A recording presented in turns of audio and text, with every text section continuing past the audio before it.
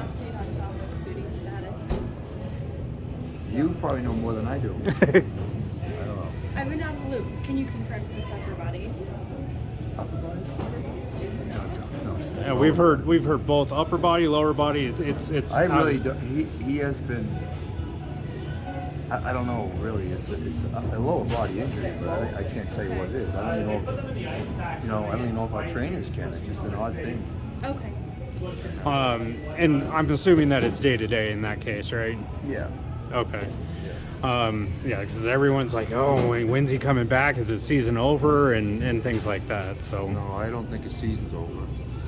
Okay. And then you guys over the road trip, you had a couple days, a couple games where you were great on the power play. You had a couple games that you were struggling on the power play. What did you change to turn it around there? I can't remember what the totals were on the road trip, but your power play is usually going to be a reflection of the talent on the ice. Mm-hmm. And I don't know who was in and who was out. Galchenyuk got pulled up in one of them. Yeah, and then I think, when did Malsey come back? Like, I don't think he was back either. Before Rockford. Yeah, so like it's really like when you put a group of guys together that are talented, and then you got to find them right chemistry. And as you know, the lineup is constantly changing, right? Yeah. Guys are getting knocked out, and then they're getting called up. So, if you look at, I don't want to go off the rails here, but you got, Rantanen, McKinnon, McCarr, right, on a power play. Those three guys are the core of it. So it's going to run through them. We haven't really had a core together for a while. So, the power play was great tonight. I can't remember what game. Did we score a couple of power play goals in Rockford, right? Yeah, the 6-1 victory, I believe. Yeah. And then we did the next night. We scored the one. Mm-hmm. I think. I can't remember. We played a lot of games, but it's just putting people together that are talented and trying to create chemistry. And when you're playing so many games together, it's not a lot of practice time. Sometimes it affects it, but I don't know the stats, but I think it's been good over the last couple of weeks. Yeah. I want to know a little bit on the power play, your decision to run with Ferrance on PP1. Is that because he scored and you're giving him a different look in a game where you have a few goals advantage? No, sometimes he's a lefty and Merkley's a righty. So Aaron does the power play, and he's probably trying to use the shooter, like the lefty-righty shooter for one-timers, or distributing the puck, right? So there's a big difference up top if you're trying to run it one way with a lefty versus righty. So that's probably why. Is it a testament to some trust he's built now that he's spent a little more time here since Ferrance? Yeah. Oh yeah, he's been terrific. He's gotten better and better. I think Merkley's gotten a lot better too. There were a few games that Ferrance was out. Were those to get a bird's eye view, or was he dealing with something? No, he had an injury. I Okay. think, what did he have? Oh, he was sick. Okay. He was sick. Okay. Yeah, I wasn't sure if he was a scratch. I sick. couldn't remember. So. Yeah. And then you've had Rydell for a few. Right before the road trip. We had him for the Calgary series at home, and then we had him on the road. Yeah, right before the road trip, and then I hate comparing players, but compared to Bleeth, how big of a difference do you think he's made in your offense in this case? A totally different player. Bleeder's a forecheck, a penalty killer, a hitter. He races up and down the ice, an energy guy. I think Gus is a little bit more methodical. He's a good skater. He's strong on his skates. He's very poised with the puck. Responsible defensively, good on face-offs. He's getting better and better. I don't know what he had for points tonight, but he had some really good shifts. And just different players. One's in the middle, one's in the wing. I just think he's good. I think him and Smallman have a good chemistry with Olsen as well. I was actually going to ask about Olsen. Are you using him in a depth role, sort of like what you've done with Ron, to resemble a role he might have in the future one day, third, fourth line player, develop third, fourth line habits, that kind of thing? I think they all have to develop third and fourth line habits, even like Foodie did earlier, because they're not going up to the Avalanche with that team and playing top two lines.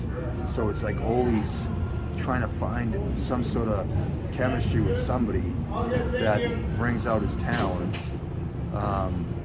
I think him and Gus have good chemistry. Gus is a cerebral player. He's very calm.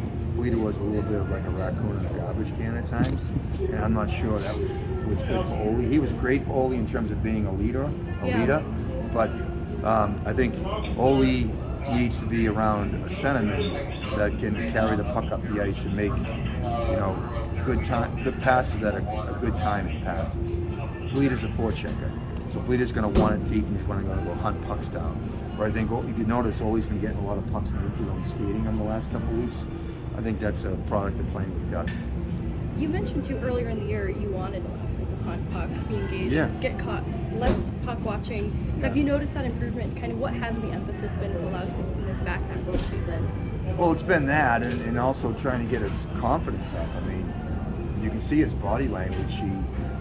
He's got this strange reflex where the puck will squirt off the stick, and there's no pressure on him.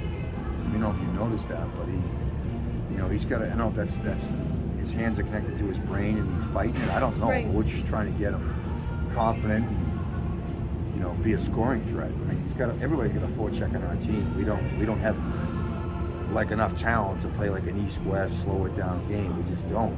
We have so many guys that are gone or whatever. Or, don't play that style. Like Galley can, Maltzy can. Maltzy just got back. He's been gone all year, right? So, Ole's in that blend of players where he's got to play a vertical game and hunt pucks down. But in addition to that, he can make plays at the blue line. So we try and encourage both of those skills out of him. And you got Maltsev back the series before Rockford. I remember you were saying that you were aiming for Rockford for him to be back. How big of a difference do you think Maltsev has made in the game? Oh, he was awesome. He was in Abbotsford on the road. Yeah. He was terrific. He's been great. He's a big body, controls the puck. He's great in the power play, wins face-offs, responsible away from the puck, like defensive zone. He's a difference maker. I mean, for us, he was one of our best players last year, and he's playing with Sakura and Sherwood last year, 2 30-plus goal scorers, and he doesn't have those weapons with him now, but I appreciate him more now because he doesn't have those guys with him, and he's still making plays, he's generating points. I think he's terrific. How much does it give you comfortability to have Middleton lock in an extension with this team and solidify part of this defensive group moving forward? Oh, it's great. Mitzi's earned it. He's been a loyal guy. I mean, he could be, disgruntled because Angie get called up and, Hunt get called up and he doesn't. So, but he just does his job and he brings enthusiasm to the rink every day, and he works on the things he needs to work on, which is his puck handling and his breakout plays. So he's earned the leadership role that he has. So we're blessed to have him. That's all we got. That's all I have. Thank you so much. Thank you, Coach. Okay. Thank you.